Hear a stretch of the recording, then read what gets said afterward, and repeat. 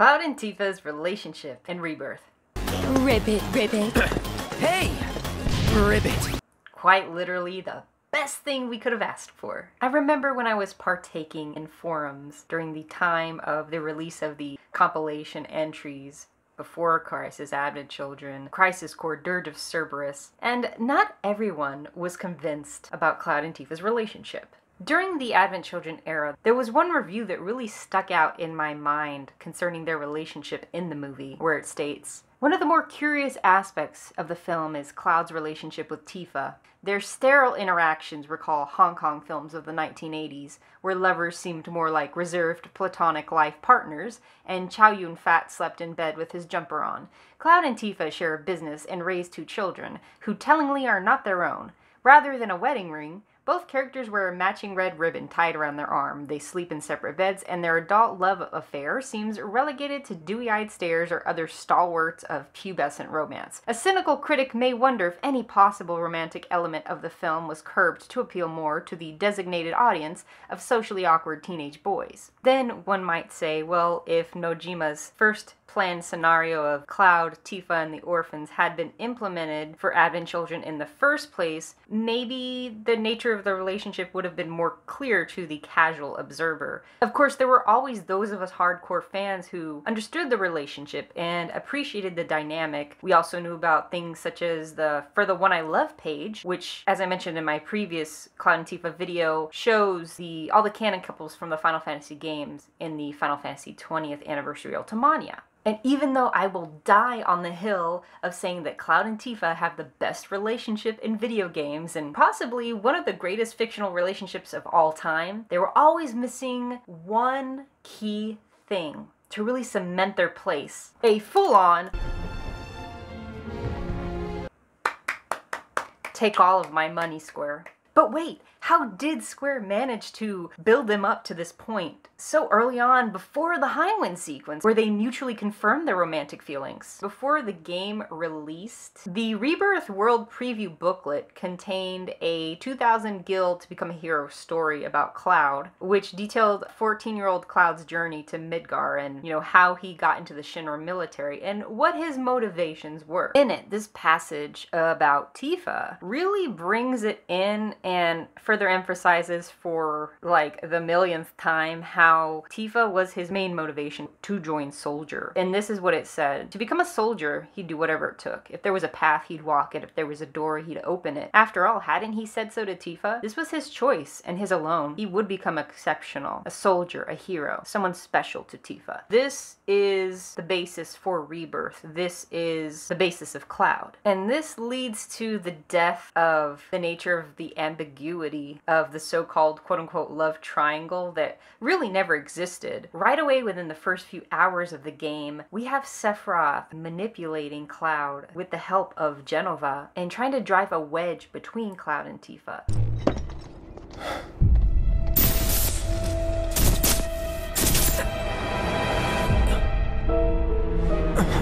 You know that I killed her. So, who is she? Or rather, what is she?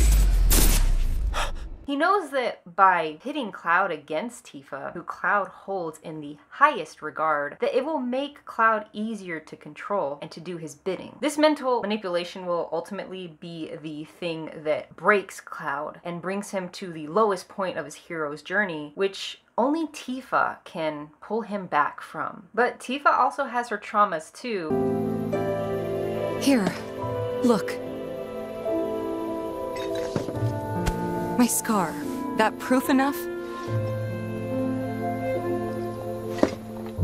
The scar, which has been incorporated from the story of Traces of Two Pasts, is a big reminder for Tifa about what happened during the Nibelheim incident. It's a very sensitive topic for her. And right away, Barrett notices that there's a rift between them. There's already angst. You two fight? No. We have enough problems as it is. Copy?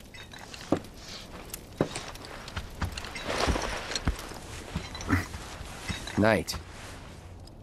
Cloud's already denying it, but he later apologizes in the inn at Junon, and this is a non-optional scene as well, and it's so sweet. Hey. Perfect timing. I was just about to come find you. Yeah, You... regret what I said in calm.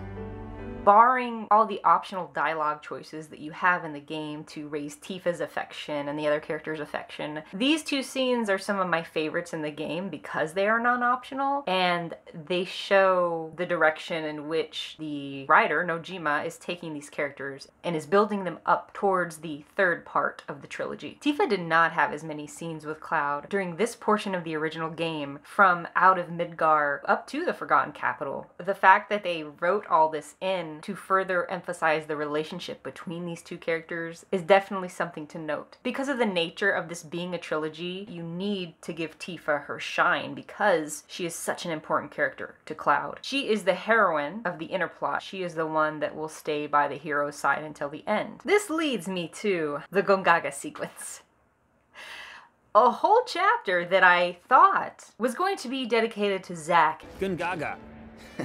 Being his hometown and all. But no, it was a Cloud and Tifa fest. This was also an optional location in the original game. You did not even have to visit Gongaga. So again, it's an optional location. It's Zack Fair's hometown. We get a small scene with his parents, which is awesome. That was included in the original game. And we have a scene of Aerith acknowledging. So, this Zack guy, you still like him? Wow. You went there, huh? Maybe. He's never given me a reason not to. No, she's not over Zack, which is very important. To hell with the rest of the chapter. It was solely about Cloud going crazy, basically Tifa to the rescue once again. This is a common theme with them, with Nojima even inserting a scene that wasn't in the original game in the Shinra building, where Tifa comes after Cloud's fight with Rufus, runs and grabs him, and she's holding on to him at the edge of the building. She's always saving his ass. So there Tifa goes after her man, and then Sephiroth is also there to torment Cloud, and once again, drive a rift between them about the damn scar.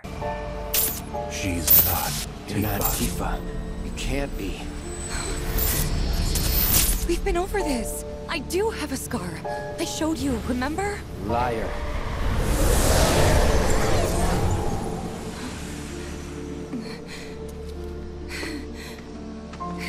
All right, look!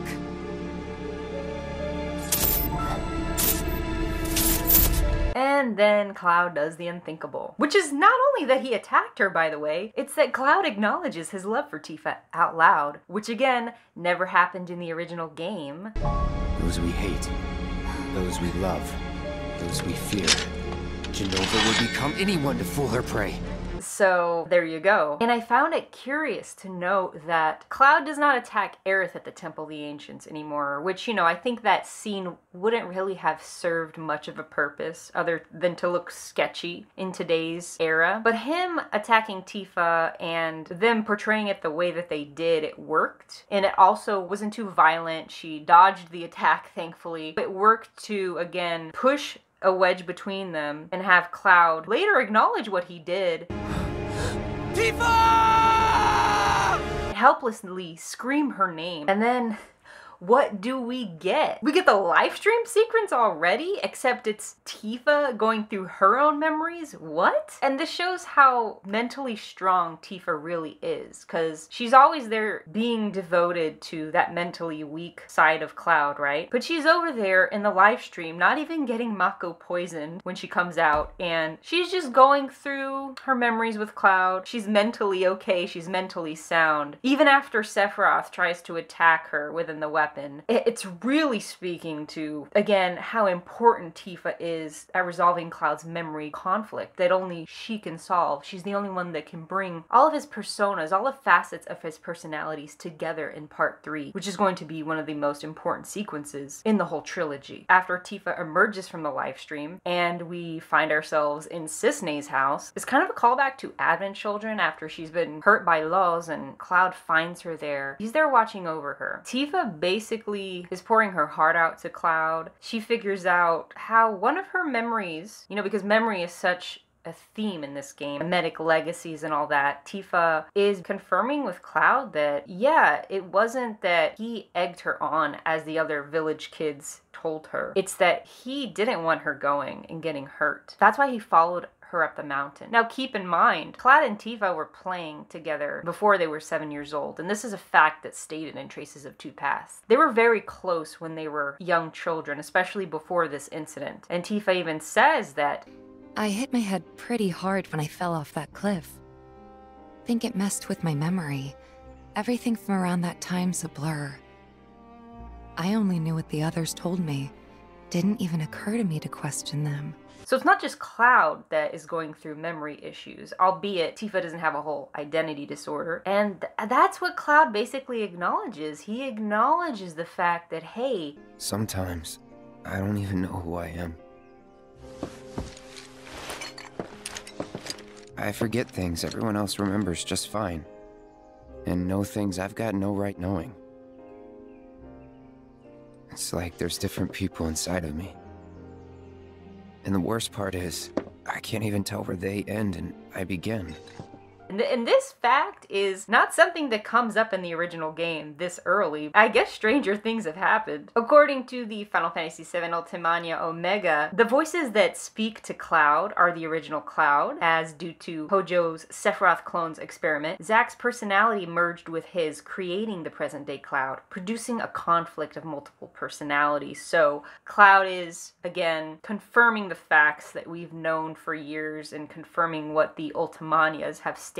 But then it just gets better. We knew that Tifa had it in her, you know. She's a warrior, she's strong, so she just had to push herself a little. She goes and holds Cloud's hand, because, you know, words aren't the only way, and leans in for a kiss, and Cloud is staring at her lips, and he's struck by her. He's leaning in too. And then, of course, Yuffie and Cait Sith are cheering them on, and then what happens? They are interrupted. Cloud and Tifa, canonically, non-optionally, almost kiss in the early part of Final Fantasy VII, in part 2 of this remake trilogy. I was not expecting that. Now, I wasn't expecting the train roll either, but this was such a delicious surprise for all of us. Heck, even Aerith is somewhat being supportive, apparently mouthing the words, "it'll be okay," which is interesting because there are instances where you feel like Aerith wants to be supportive, but then she still has that Zack trauma, where she's basically trying to relive her relationship with Zack through Cloud, once again, you know, searching for the traces of Zack in Cloud. And who could blame her? Zack was taken from her, and one day he was just gone and never came back, even though she wrote 89 letters talking about Cloud's relationship with Aerith, with Yuffie, with Barrett. Other characters only tease him about his relationship with Tifa, or whether Cloud would like Tifa to be cloned. Okay, what about Tifa? Thinking naughty thoughts? Oh, shut up. Busted! I thought ninjas were supposed to be silent. Oh, forgive me for interrupting your fantasies. I'll let you get back to being a perv. There we have Cloud admitting that he has the hots for Tifa. It's no secret. Whereas there's this huge contrast with Aerith, where he's telling her that he wishes she wouldn't consider their hangouts dates. Well, for the record, I am treating this as a date. I wish you wouldn't. Even being shocked at the prospect of a date in Chapter 8 if you get Aerith. Just so happens the Skywheel's running a special for couples. For couples? As in... And then acknowledging that she must still have feelings for Zack. It's a huge thing, again, for Aerith to talk about Zack and acknowledge, hey, that she sees Zack and Cloud at first, but she wants to get to know the real him. But unfortunately, that's not a basis for a relationship, since he unfortunately dies before that can ever happen. And I will say this because it's hard to make these types of videos without mentioning Zack and Aerith in some way, because they're so deeply tied to Cloud and Tifa one way or another. Zack Fair. From Gongaga. Head over heels for Aerith. We fought together as soldiers. I will say this. Cloud ultimately did let Aerith down gently, okay? I think he did it in the best way he could. And I'm dead serious. I think it was a great farewell to the idea of Cloud and Aerith. While Cloud is there in Aerith's dream date, it's showing all the reasons why they're not meant to be. And also, it's showing all the reasons why Cloud is not a good fit for her, like Zack was. Do you like this store? Yeah, it's fun just looking. Hey, Aerith. Uh-huh. To pay you back for that hello, I'll buy you something. Your offer was one date, no? But then you said, don't be silly, remember? Well, Okay, a memento. For today. You mean it? Of course. This is it. After much cajoling, Cloud is about to give his very first gift to Aerith. Only question is, which one will he choose? Zack was the perfect fit for her, going along with all of her shenanigans. Oh, wait. Could we take a look? Huh? You came out to go shopping? Okay, forget it. No, I'm joking. Go take a look. Thank you. Building a flower cart for her. Whereas with Cloud, one of the shopkeepers says, You don't look like you're on a date. More like at a funeral. Well, I don't think that's true at all. if it was supposed to be romantic and meant to be, the characters would not be written to have dialogue like this. In Japanese, it's even more clear when Cloud lets her down gently. There's a low affection and a high affection. In Japanese, it's more explicit, and I don't know why they took this out. I'm not gonna sit here and talk about my opinion on the translation, but in Japanese, Cloud says, 仲間だからな. which is, well, we're comrades, aren't we? And that's all I'll say about that one. Ironically, there's so much of an emphasis on their nakama relationship in Rebirth, while Cloud and Tifa, even though Sephiroth is purposely throwing a wedge between them, are shown to get closer and closer. Cloud and Aerith have always had a muddied and ambiguous relationship at best, and a friend relationship at worst. And it hasn't changed. I mean, they just confirmed what we already knew from statements looking back from Advent Children and, you know, the compilation. So while this could have been the game to make Cloud and Aerith seem closer, of course it wasn't, because that's not what actually happened in Final Fantasy VII. This is in contrast with Tifa, who he actually kisses on his date.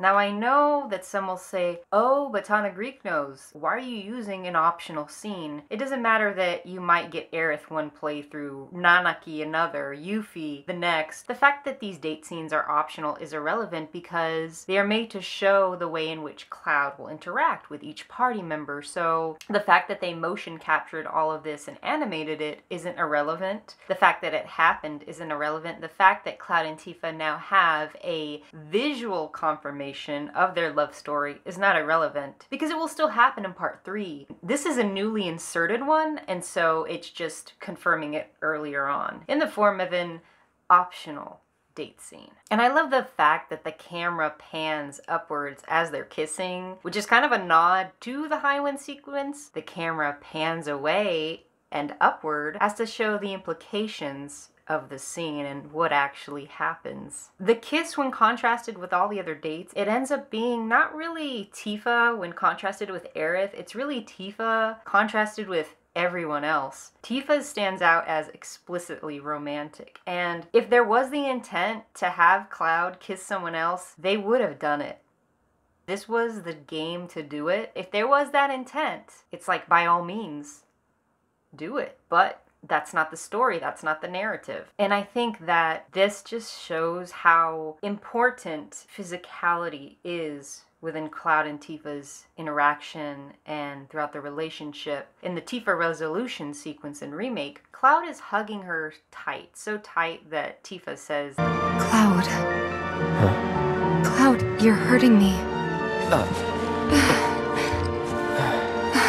When Cloud hugs Aerith back at the end of Rebirth in the dream sequence, you know, he's hugging her back and, you know, making her feel good because, okay, someone just hugged him. But it's not in the same way that you'd hug a lover where you don't want to let them go. And ironically, this would have been the scene to do that. And Rebirth really has been the story of Cloud's mental deterioration little by little. But Tifa is there every step of the way to support him or check in on him whenever he's having an episode, when he sees images of Sephiroth, or when he goes crazier and crazier. Tifa is there to bring him down to earth because Tifa is the only one that knows the real Cloud. The drama, the buildup just keeps getting better and better for them, and I have to wonder how long they intend to have Tifa as the protagonist in the third game, because depending on how you play, you know, you can spend quite a lot of time just exploring the world map while you're looking for Cloud's whereabouts and seeing where he washed up. I think with Aerith discovering and accepting her Cetricide in Rebirth before she passes, I think along the same vein, the next game will heavily focus on Tifa's internal thoughts and the emotions that she's going through on her hero's journey as well. I have a sneaking suspicion that they are going to go with the Chocobo stable scene, which was the original idea for the Highwind scene, wherein Nojima said that the original idea was more extreme. The plan was to have Cloud walk out of the Chocobo stable on board the Highwind, followed by Tifa leaving while checking around, but Kitase turned it down. But even with the line in question, maybe at that time none of us thought it would be something so important, referring to the line, words aren't the only way to talk to someone how you feel, or however they translate it, because it depends. But I have a sneaking suspicion they might incorporate that, because, well, that certainly beats doing it on the rocks. However they will choose to animate the sequence, or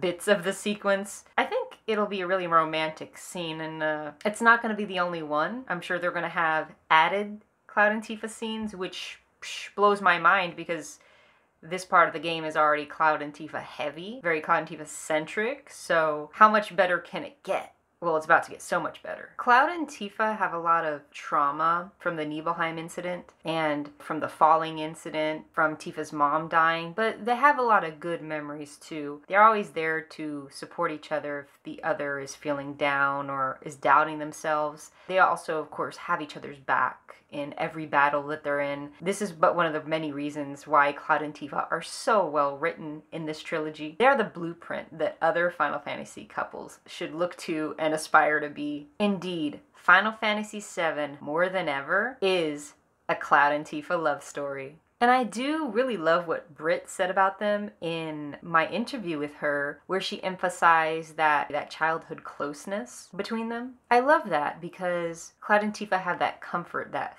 familiarity they're not going to have with anyone else. It's just not possible. Well, I thank you for watching this video, and let's continue to follow along with Cloud and Tifa's journey to their happy future and to an amazing third part. This has been TanaGreekNose, over and out.